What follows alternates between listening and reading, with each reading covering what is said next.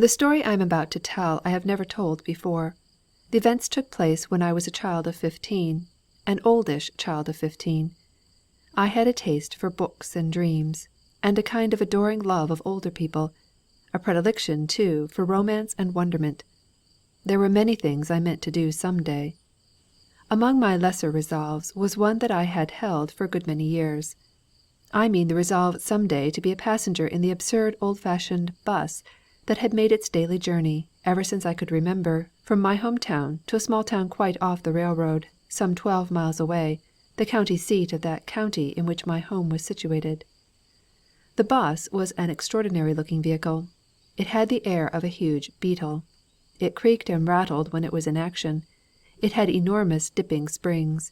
It lunged and rolled a bit from side to side as it went. Its top bulged and had ribs across it, and a low iron railing around it, convenient for the lashing of ropes to hold the packages of all kinds and sizes with which it usually went laden. There was a door at the back, and there were 2 steps by which to enter. It had the air of being a distinguished character, even among the antiquated and entirely individual types of vehicle still common then in the little old-fashioned town. This air was, no doubt, due chiefly to the large oval pictures painted, not without some skill, on its sides.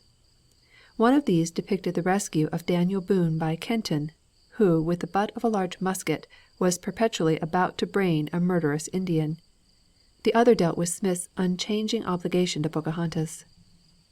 I hardly think Keats had more lasting enjoyment of his Grecian urn, with breed of marble men and maidens overwrought, than I of those pictures, where, not less than in the more classic example, I saw perpetually preserved what I took to be the most thrilling and desirable moments, death for ever arrested by unending loyalty and undying affection. But, interesting as all this was, it was by no means the heart of that strange fascination with which, for so many years, I contemplated the old beetling vehicle. Its fascination lay for me in its daily journey to parts beyond the bounds of my narrow horizon. It plied faithfully every week-day of the year, an envoy extraordinary, ambassador plenipotentiary, between another world and mine. Some day I should see that world, and know it. It must not be supposed, however, that I had in my mind only the town to which the 'bus journeyed, the mere inconsiderable county seat. Children's imaginations, especially when the child is just emerging into all the glorious possibilities of womanhood, deal, not in towns, but in worlds. The world outside of my own narrow bounds of life, that which I was meant to see and experience. I can think of only one thing, besides the old 'bus, which roused my fancy to an equal degree, namely, the herds of dumb cattle which were driven past my home always once, and sometimes twice a week, to the stockyards which lay somewhere on the outskirts of my home town. If I closed my eyes, I can still hear on hot afternoons the dark herds trampling past, a mass of broad backs and spreading horns and wide foreheads, and dull or occasionally frightened eyes, and the hurrying hoofs scuffling the dust. I had never seen the stockyards. I was never informed very particularly about them, and by some instinct, I suppose, I never inquired too carefully. But I knew this for another world also, and dread as it was, it fascinated me. I believe the hurrying herds stood to me for a kind of world of fearful reality that I meant some day to look into, and the old picture-painted 'bus for a world of romance, yonder over the dip of the horizon, which, not less, some day, I was determined to know. Just how I came to take my resolve, and the events which precipitated it, all this has no bearing on the story. The story begins just where I stood that hot day in June, waiting for the 'bus, by the dusty mulleins beside the pike. I had walked a good mile outside the town so that none of the townspeople would see the beginning of my adventure. The 'bus was late, I think, even allowing for my anxiety. It came in sight at last, at a slow, beetling pace. I held up a slim finger, but not until he was alongside did the driver begin to draw in the long reins. I ran after the 'bus a few paces, opened the door, climbed the high steps with a beating heart, and got in. The driver peeked through the little peek-hole in the roof to make sure I was safe. Then he called to his horses, and the vehicle lunged ahead. The only other passengers were an old man, unknown to me, who carried a basket of eggs, and an old woman who lived somewhere outside the town, and whom I recognized as one we called the horseradish woman. She stood always on a Saturday at one corner of our town market, grinding and selling horseradish roots, blinking with red eyes, and always wiping the tears from them before she could make you your change. I recognized her, of course, at once, but whether she knew me I do not know. If she did, she gave not the least evidence of it, but looked out absently with squinted, red-lidded eyes at the country as we jogged along. The lovely rolling Kentucky land began to spread out on all sides. Long white curves of the pike flowed slowly behind us and were seen in glimpses through the open front windows ahead of us. Dust rose and settled over us. A little while before we got to Latonia, the old horseradish woman, with a tin cup she carried, knocked on the ceiling of the bus near the driver's peephole to warn him that she wished to get out. When we arrived at Latonia and the horses were having water at the big trough, the old man with the basket of eggs also left. But I was going all the way to the county seat, and I considered these passengers much below my own level as travellers. They were merely making a convenience of the bus, you see, which just happened to go past their homes, whereas I was off for adventure, my home quite in the other direction, and the world spread wide before me. It was with a tourist's pleasure, then, that I looked at that little grouping of houses and the elm and poplar shaded pike, which in those days was called, and I believe is still called, Latonia, and at the old Latonia Springs Hotel. It was a typical relic of Southern before the war hotel architecture, with its white pillars, its long verandas, its wide doorway, its large lawn sombred by very old shade trees.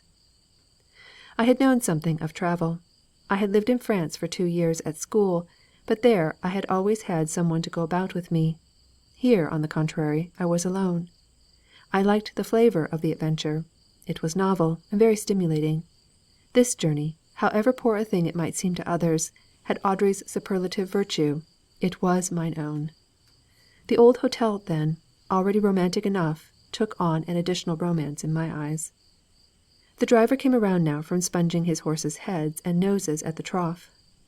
"Going all the way, are you?" I nodded. "Well, you can get out and stretch your legs if you like, for we'll be here 10 minutes. But I did not like. In the bus I felt safe enough, but if I got out, adventurous spirit though I was, I knew with unconquerable shyness that everybody would be staring at me. I contented myself with watching the lazy coming and going of a few people. A dog snapped at flies, some chickens taking dust baths in the road. What a still, lazy place it was! Someone asked the time. The driver's watch had stopped. Nobody knew, it appeared not to matter. This seemed no place for clocks. A stout lame man, having the look of a Southern war veteran, stopped on his cane in the middle of the road, looked around carefully at the outlying country and the shadows, then took a calculating glance at the heavens. "Well, I should reckon, Colonel," he said, addressing the stage driver, "it mout be about 22 minutes past 2. You generally get here about 2, but you was a bit late to-day, a little bit late. I should say maybe to the amount of about 12 minutes." He leaned on his cane again, and began dotting his way slowly and heavily through the dust toward the hotel. I could not have told whether he was in jest or earnest, but as I look back on it now, it seems to me curiously fitting that the little town should have had so scant dependence on timepieces, for it lay away from all the world, and there was so little to occupy the attention, that the houses, the dusty pike, with its slowly lengthening and slowly shortening shadows, the fields beyond, with their grey sycamores and maples, and the sky so little interrupted from edge to edge, must each, indeed, have been to those who had so long observed them, a sundial to make clocks seem mere bustling contrivances. A big fly sailed in one of the bus windows, round and round, droning, and then out. It went with every effect of careful choice and deliberation, to settle on the nose of the old dog that lay, alternately napping and snapping, 4 feet in the sun. I can give you no idea of the keen enjoyment with which I noted all these details. I take pleasure now in remembering that, despite the fact that I had lived in Paris, among its thrilling boulevards and monuments, and had seen some stagey Swiss villages, and dramatic little French towns, this little cluster of houses known as Latonia, on a dusty pike in Kentucky, only a few miles from my own home, this village which never a tourist would have gone to see, was to me in that droning, incredibly quiet afternoon a very piece of romance. The air itself, I beg you to have patience with me, for really I tell you only the truth, the air itself being ambient for me, the green fields, ambrosial, the white clouds so nearly at rest in the blue sky, huge symbols of a high romance, the silver poplars and elms not the less immemorial, and the old hotel a thing made of dreams, haunted with green and shaded memories of before the war days, across whose veranda might have stepped at any moment, before my unastonished eyes, the actors in some noble human drama. I remember, too, that my eye found some dusty marigolds, their blooms leaning through a low paling fence of one of the houses. My eye must have passed over many a marigold before that. I probably never saw one until then. I remember noting their singularity and softness of colour, so individual and particular, compared with the mere customary reds and yellows of commoner flowers, so far more memorable and desirable and foreign. A part, they seemed, too, of the quietness and strangeness and romance in the midst of which I found myself. The bus driver was making ready to leave. The lame war veteran, for still I take him to have been such, having got as far as the gate of the Latonia Hotel, was met by a long, lazy-legged darky coming down the walk, carrying 2 travelling satchels. Noticeably new they were, and handsome, for that part of the world. He had one under his arm, the other dangling from the same hand, which left the other hand free to manipulate a long piece of ribbon grass, which he was chewing lazily. The veteran held the gate open, the weight of his body leaning against it. "Going away, are they?" "Yes, sir." There emerged from the hotel at this moment a man and a woman. The darky crossed the road and put the 2 satchels in the bus, and stood with his hand on the handle of the door, holding it wide open, waiting. I watched the 2 strangers as they approached. When they reached the bus the man assisted the woman in a somewhat formal yet indifferent way. She entered and took her seat nearly diagonally opposite to me. The man plunged his hand in his pocket, brought out a coin and put it in the darky's hand, and stooping, for he was tall, entered the bus after her. It swayed a little perilously with his weight, and rocked quite a bit before he finally comfortably seated himself directly across from me. The driver meanwhile had swung himself up on the high driver's seat. He opened the peep-hole and looked down, then gathered the reins, and clucked to his horses, and the bus drove off. If the town had interested me before, I forgot it now, forgot it quite in the attention, direct and indirect, which I gave to my fellow passengers. The man was faultlessly dressed. Such clothes were not customary in that corner of the world. The neat derby, the band of which he was even now wiping with a lavender-edged silk handkerchief, was a thing foreign to those parts at that season, cheap straw hats being rather the rule. The tips of the fingers of a pair of new tan gloves were to be seen just looking out from the left breast-pocket of his well-buttoned light grey suit. I could see that he wore a white vest, and his shirt had a little hair-line of purple in it. His hands were large and very white and well kept, the fingers close fitted together. On one of them a conspicuous Mexican opal smouldered in a massive, very dark gold setting. I have no words, even to this day, to describe the woman who sat a foot or 2 from him, and to whom he addressed his remarks in an indifferently possessive manner. She was slight, her hair was of a light brown, her eyes of a distinct orange colour.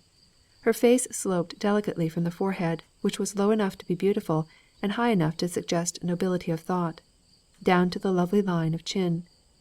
Her throat was slender and very white, rising from a turned-down Puritan collar.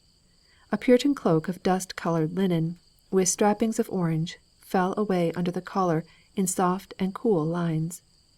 Her brown veil had at its edge a line of orange colour also. The brown was a shade lighter than her hair, the orange a shade darker than her eyes. The veil carried with it I cannot say what manner of ethereal graciousness, and fell into a wave or floating line of loveliness as she turned her head. Once, as we dipped into a shaded hollow and across a running stream, a little breeze of coolness came in at the windows. The veil, lifted by it, floated and clung like a living thing to her throat and lips, until her delicate hand put it away gently. I watched her, very fascinated. She was a creature of another world. That she and the horseradish woman could live on the same planet spoke volumes for the infinite scale of life. At first these two new passengers spoke hardly at all. Once the man bent his massive figure to get a better look at the landscape from the window opposite him, and called the attention of his companion to some point in it. "There! As I recollect it, the property is not unlike that, Louise. It rolls that way, I mean. And Fenton's line comes into it just as that snake fence comes across there. It is on the other side that the vein of coal is said to begin." Though she gave a courteous hearing, I had the impression that she was not really interested. She watched the country with a kind of well-bred, inattentive glance. For myself, I could not take my eyes off her. I watched her with that hunger for beauty which is native to the heart of a child. Above all, I watched her eyes. The strange, unusual colour of them was in itself a kind of romance. She gave one the impression of being a woman unique, something rare and choice, not to be found again or elsewhere. Once she turned her head and met my full gaze. I was embarrassed, but I need not have been. She set the matter right by addressing me with a gentle courtesy. "Do you live out here?" I shook my head. I meant to reply more fully in a moment when I had recovered myself, but the man spoke. "Never heard of Thomas Fenton, I suppose, did you? Used to live once in Owen County, not far from here." I shook my head again, and formed the word "No." The woman gave him a gentle glance, nothing reproving, but he took it in the manner of a reproof. "Well, I did not know but she might have," he explained.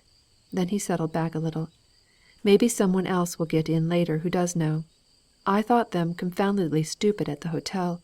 Didn't seem anxious to give any information either. Nobody knows anything in a place like that." There was silence again. The fields at one side of the road climbed now, here and there. Low pastures rose to be foothills. Around one of these hills a rocky road appeared, sloping down to the pike. Up the road, at a little distance, was a rustic archway, like an entrance to a private property. Waiting by the side of the road stood a figure strange to me, in the garb of some monastic order. The woman did not notice him. Her glance was far off at the horizon at the other side. The man did. He regarded the stranger with a stolid, bold curiosity. Then some idea of his own occurred to him suddenly. As the bus stopped to take on this new passenger, the heavy man rose, to take advantage of its sturdiness, no doubt, and stooping so as not to knock his derby against the ceiling of the vehicle, tapped imperatively on the lid of the little peephole, and when it was raised, spoke to the driver. "This road leading up at the side here doesn't happen to be the Corley road, does it, that leads into Felton's woods? They said there was a road at the foot of a hill that led into some timber lands belonging to a man named Felton." The driver did not understand. The question had to be repeated. While the man repeated it, the Franciscan, though I am not entirely sure he was of that order, opened the door of the bus. The woman turned her head now. I saw her orange-coloured eyes grow wide and large as they noted him. With habitually bent head, and regarding none of us, he entered. As he seated himself in the corner, he looked up, however, and his eyes met hers. I saw him start really violently.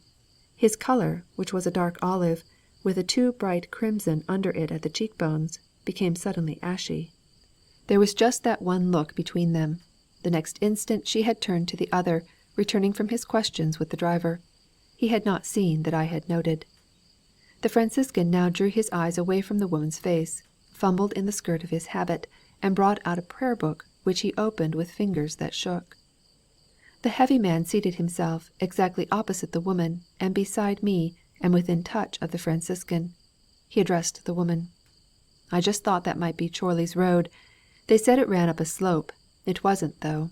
I thought I'd like to get a sight of the timber. We may try to make him throw that in payment."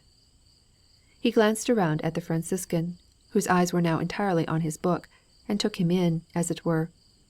Then let his glance glide off out of one of the windows. After a sufficient time, a kind of courteous pause, he leaned forward a little, raised his derby the least bit, and said, "Excuse me, but I suppose you live here?" The Franciscan looked up, but answered nothing. The colour came surging back suddenly into his face, which was haggard. There was a non-committal look in his eyes, as though his lips were to say, "I beg your pardon." "I supposed you lived here," the other said, and I thought you just might happen to know a man named Felton. He came originally from Owen County. We are on here from New York. We are strangers and know nothing of this country. You don't happen to know." The Franciscan gave a gentle smile, raised one slim hand, which yet trembled visibly, a fine deprecating gesture. "Pardon, monsieur." "Oh, I see." The other touched his hat with a little motion of withdrawal and clumsy apology. "I see. I didn't know you were French. I don't speak French myself. Wish I did. Excuse me, excuse me." Here was an occasion. The adventure was turning squarely toward me. I knew French. I was proud of it and eager to offer my services. I could perfectly well act as translator, interpreter for these two. Moreover, it would give me that greatly to be desired thing, the attention of this beautiful woman. Yet I did not dare all this at once. I would wait for a moment. How should I break into the conversation? A child of 15, however oldish, is shy. Would it be proper for me to say, "Excuse me, but"? As I was thinking of it, with a kind of tumult of pride and shyness, the man turned to the woman. "Look here, Louise, that's a fact. You speak French. Ask him if he knows Thomas Felton's property. Tell him it's Felton who lived over in Owen County and used to be a wealthy man." She turned her clear eyes to the Franciscan and spoke in a pure Parisian French. "This man, my husband, wishes me to ask if you know a Thomas Felton who has the property out here in this direction. In the same tone exactly, she added, "Do not let him suspect that you know me." "Let him think," the reply came in pure French also, "that I speak no English. In this way you and I can converse together." Her wonderful orange-colored eyes quivered the least bit as she drew them away from the Franciscan and met the waiting eyes of her husband. She spoke with perfect composure, however. "He says he believes there was such a man hereabouts some years ago." Her husband turned quickly as if he himself would further address the Franciscan, then, recollecting that he knew no French, he appealed to her again. "Now, Louise, look here. Try to get it straight. As I told you, there are two men of that name, a nephew and an uncle. It's the uncle I want to get hold of. He is the man who owns the property we want. Ask this man how old this Felton is, this man he knows. I can tell by that." She turned again to the Franciscan and spoke again in French. Indeed, they spoke nothing else but that sweet and flowing language, a knowledge of which put me, without my will, in league with them. "How do you happen to be here?" she questioned. "I joined the order after I left you," he said. "That is, they simply allow me to live with them, chiefly on account of my name, I think. That, and, I think, as an act of mercy. As a kind of lay brother. It is simple. But this man, he is your husband?" "Yes. I have been married to him 8 months." "In God's name," he said, but even in a perfectly even conversational tone. "And you have suffered. Of course you have suffered." They used throughout their conversation, as I have not indicated here, because it sounds forced in English, the familiar and gentle tutoiement, the thee and thouing of the French. The husband, understanding nothing of what they said, was watching the two with interest. His small eyes were eager in his heavy face. He was waiting for his answer. "Do not let us talk too long," the Franciscan said, and turned with a faintly courteous smile, as though to include the heavy man in the conversation. "Ask me some more questions," he said to the woman. "To get him to ask some more questions, I mean. In that way we shall have a little time to talk together." She addressed her husband. "He is not quite sure. He thinks, however, the man he has in mind has a grey beard." The husband drew his large flat fingers down his heavy chin twice, as if stroking an imaginary beard of his own. Thoughtfully, his eyes narrowed even more, very speculatively. "I see. I see. Well, like as not it's the same one." Then he put his hands on his knees and leaned forward, as though really addressing himself to the business. "Look here, Louise, you ask him if this man he knows ever had anything to do with a railway out west, and coal lands out there. You must give me time. Let me see. How does one say all that? My French is not so fluent as it once was. I shall have to get at it in a roundabout way. Have patience." "Take your time," he said, leaning back. "Only get at it, if you can. It's important." She turned now to the Franciscan, but it was he rather who addressed her. "But what are you going to do about this horrible marriage?" "Nothing. Nothing at all. But, good God!" It is a desecration. It is like defiling the bread and wine of communion. Does this man kiss you?" "He owns the better part of 2 railroads," she said, with a kind of pitiful look in her eyes. "He is here now to push to the wall, if he can, a man already overtaken by mischance and misfortune." "Why do you evade?" said the other. "He does of course touch you. He owns you, along with the better part of 2 railroads. He fondles you at his pleasure. I would not have thought it possible. Not you. Not you." "You forget," she said, and still her voice kept the strangely even tone. "My sister was ill, dying, I thought. I could give her everything by this means. I did give her everything. She is better now, as well as she ever will be. She could not bear poverty. It was killing her. She never could. She is better." "But at what horrible, what hellish cost!" he replied. "She was selfish always, and complaining. One of the useless ones. And moreover, answer me, does one buy a cracked pitcher, doomed to be broken at any rate, with the most exquisite pearl in the world, priceless above 10 sultans' ransoms? Were it not so horrible it would be ridiculous. Does one, I ask you, do a thing like that?" She turned to her husband. "He says he believes the man you ask about was once engaged in a large coal mining deal in the West." "Yes!" said the heavy man eagerly, leaning forward again to listen to what he could not understand, but with as keen attention as though he comprehended fully. "Wait, and I will ask him more." Again she turned to the other. "But you also have bought unworthy things at a fearful cost." "What, in God's name, what have I bought? I who renounced everything, who have nothing left in this world but the memory of your face and the certainty of death?"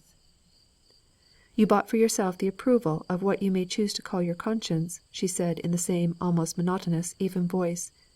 "You bought freedom from the world's censure, freedom from what the world would have said had you married me." He flung out a trembling hand. I thought it would have betrayed him. "That! Will you bring up that old mad folly of yours? Would you hope to persuade me it was not my duty to renounce you? They told me I could not possibly get well. You see for yourself. You see now how I am changed. I shall last now, perhaps, 6 months. You had nothing. I had nothing. What would have become of you, not to speak of all the horror? It was clearly my duty. I leave it to any man." "Yes, always that, the opinion of others," she said, but even still without emotion. "I do not care for the opinion of a worldful. I accept the fact that you could not get well. I tell you it does not matter. It was for each other God made us, without any regard to circumstance." "A woman's reason is not reason," he said. "Any man would tell you it was my duty to give you up. The world is not made as you would have it." "Listen," she said. She interrupted herself to glance with a smile at her husband, and said to him in English, "I am trying to explain to him. He is a little dull. He does not understand." "Listen," she spoke again to the other. "Be reasonable. See it as it is. Do not cheat yourself into thinking this horrible failure of ours was a virtue. Review the facts with me and face them. These are they. We compromised with life, and in a cowardly fashion. I married to buy my sister health, because I had not the courage to see her suffer. You renounced me and went away, so that you might have a certain peace of mind, and because you had not the courage to go counter to tradition and the world's approval. What would the world have said? A man as ill as you were, to accept the life and devotion of a woman? It was that tormented and swayed you. You left me and went away to escape that. We both bought a certain worldly peace of mind, and a kind of conventional self-approval. And with what? With what did we buy these trifling things? What price did we pay for them? We bought them with the entire wealth and treasure God has given us, the most precious in his treasuries, beside which king's ransoms are as nothing. We bought these trifles, these worthless baubles, with that priceless love we had for each other. He gave it to us in such ample measure, you remember. And what did we do with it? What have we to show for it now? In God's world, are there to be found, do you think, 2 such spendthrifts?" "There, it is your old way," he replied. "You speak always in figures, like a poet. It is misleading. Deal only with the facts. I leave them to any one. I was to die of a lingering illness. I had no money. I had only a wealth of horrors to drag you through. A slow death it was to be. You would have had 2 years of that." "2 years," she repeated. I have been married 8 months, and I think those 8 months have been twice 8 years, and 2 years together, you and I. But oh, if it had been 1 year only, if we had had but 1 year together, only 1 year!" There was a kind of pleading in her voice. "Only 1 year! It is as if one were to say, only springtime, only love, only heaven, only God." "What does he say?" said her husband.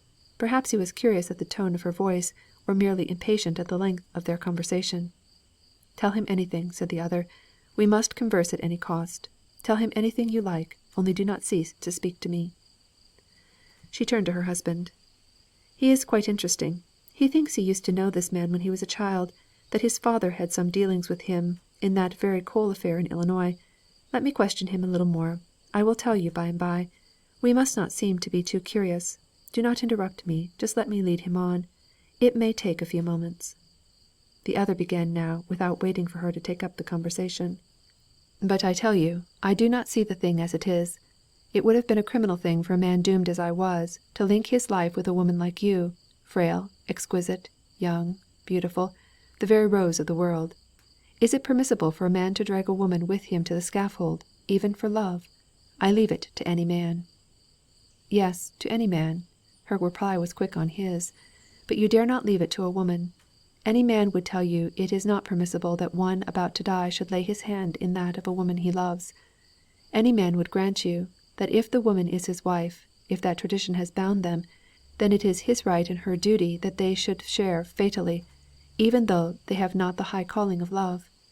If this man who is my husband were stricken, you, even you, would expect me—" The sentence broke, and she left it as though there could be no need of making the truth plainer. Instead, she folded her hands tensely. "But oh, let us not argue. We have squandered God's treasure, you and I. We have squandered it for the sake of convention, for old precedents, for men's opinions, just as this man, my husband, buys railway shares and mining properties at the fearful price of his honour, his human kindness, his soul. You despise him and shrink from him. Truly, I cannot, except when he lays his hand upon me, for we are no better than he. That is the horrible part of it. We are all 3 spendthrifts, 3 of us, here in this little space. But oh, what new folly! Only think of our spending these precious, precious moments in argument. Shall we never have done being wasteful?" He fell in with her thought immediately. "You love me still, then?" "Yes, always." "Yet I have not the right, even now, to so much as touch your hand." "No, yet my hand lies in yours by the hour. These are things one cannot keep from God. Do you know," his voice was even, "I cannot help wondering if the little girl over there in the corner just might possibly understand." "No, I think not," she said gently. "Besides, if she did, it would not matter." "No, perhaps not. I think she would say nothing. I notice that her eyes are shaped somewhat like yours. Some day some man will love her also." "Yes, without doubt. But it is of ourselves I would talk. If there is a heaven, there you shall some day possess me." Her husband broke in now. "Are you finding out anything?" "Yes, quite a little." She smiled palely, then turned back to the other. "How can you lie to him like that?" he said. "And I also." "I cannot quite get it out of my head," said the other, "that we deserve to be damned for this. Does not your conscience misgive you?" "No, rather my honour. I have a hatred of deception. It is the only time in my life that I have deceived. And you?" "I might do penance." He smiled, I thought. He drew the cord of his habit through his slim transparent fingers until one of the knots rested in his palms. "I could not really mean anything so horrible. And your body, so slim, so beautiful, that I have loved." His voice, though it was low, rang also, now, quivered almost. "You must forget that the stripes might be sweet, my well-beloved." I could see that his lips trembled. "Something still suffered for your sake." She put her hand to her brow, a lovely little gesture, as though all this troubled her, perhaps dazed her, or perhaps it was some old recollection in his voice. "How absurd we are! We shall be parting soon." "Yes," he says, "for always. What can I say to you that you will remember?" "Only say that you can never forget the night by the river." "I can never forget it." Something in his words fell final, like a fate. She turned now to her husband. The stage was already slowing up. "Is this the county seat? I have found out quite a great deal. I will tell you more about the coal lands as we drive. He is an interesting man." Suddenly, from having been intently upon them, my attention became aware of a familiar sound, the thudding, hundred-hoofed sound of an approaching herd. I had been so absorbed by the strange world of the other happening, that I had not known of their approach. Almost suddenly they were about us, black and brown backs, spreading horns, broad wet noses, massive foreheads. The driver looked down through the little hole reassuringly. "Just wait till they get past. They're on their way to the stockyards." We waited, the four of us, huddled together, with a strange kind of intimacy, it seemed, in the 'bus, while the trampling mass of driven dumb creatures surged and swayed around us, and finally struggled painfully by, each crowding the other on their way to death. The woman watched them with eyes in which there met fear and pity. When the last of the herd passed, the driver was already opening the stage door. The woman's husband rose, stooping. "If you'll allow me, I'll get out first with these." He took the satchels and got out of the 'bus heavily. He turned to assist the woman. She did not give her hand at once. The Franciscan drew back a little to let her pass. She paused the fraction of a moment and gave her hand to him. "Good bye." When she was beside the large man on the road, he also offered his hand to the Franciscan. Thank you very much indeed." He turned. "Guess that's our surrey over there, Louise." The darky driver of the surrey hurried toward them. "Yes, take these." The woman followed him. She did not look back. He assisted her into the surrey and followed, himself, his weight bending it heavily to one side as he entered. I saw them drive away, along a broad cross road into the lovely rolling country, her brown veil floating a little, unknown to her, but like a living thing, with a little wild waving of its folds. The Franciscan I saw follow a road in another direction. The curve of it soon hid him. I did not see him again. I remained in the 'bus. We were to stay only a little while at the county seat, for we were already late. New horses were put to the pull, and within 20 minutes we were driving over the same road by which we had come. An old gentleman who, I think, was a lawyer returning from county court, was the only other occupant, and he was soon dozing. It was a strange ride back. When we came to Latonia the light was so altered as to make a new and lovely adventure of it. The sun was not yet set, but the sunlight had withdrawn to the tops of the tall trees.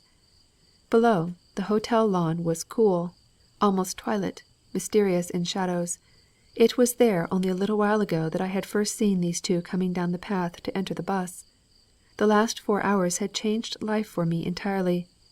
Though I did not know it at the time, I now know that the two worlds of reality and romance, before that distinct and separate in my mind, and all untried, were forever mingled with each other now, for me, and were one with my own life. I shall never henceforth be able to see a herd of cattle on a dusty road without seeing those two in their last meeting, nor shall I ever see any who remind me of him or her without a sense of love and death and the inevitable. This is a true story. I have never told it before. I have kept it locked away as something too cherished, too intimate to share with any one. There always seemed to me a finality about it, beyond any story I could ever read.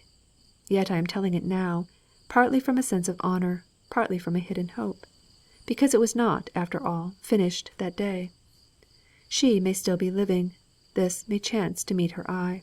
If so, I would have her know that the dark-eyed child who rode with them that day came in time, by that strange chance, so much more strange in life than in any story, to meet just what she had met, to meet love, the glorious and radiant presence, only to find that there walked beside love, road companions of the way, poverty, and one whose face had all the likeness of death. And I would have her know that, because of that day, and because of the memory of her in my heart, so long cherished, I, at the chosen moment, laid my hand in that of the shining presence, despite these other presences, to go with it, in what paths soever it might lead me. It is so, I take it. Life deals with us more largely than we know.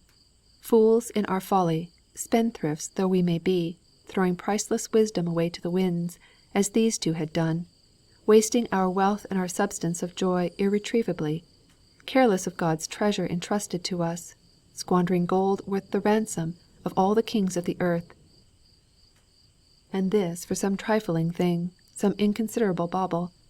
Yet God, unknown to us, does most usually, no doubt, save from our wrecked fortunes, and our lost argosies, something precious still, and above price, with which, at a future day, with merciful largesse of wisdom and of love, some other soul may yet be blessed, and may yet be enriched, as it were, by all the treasures of the earth.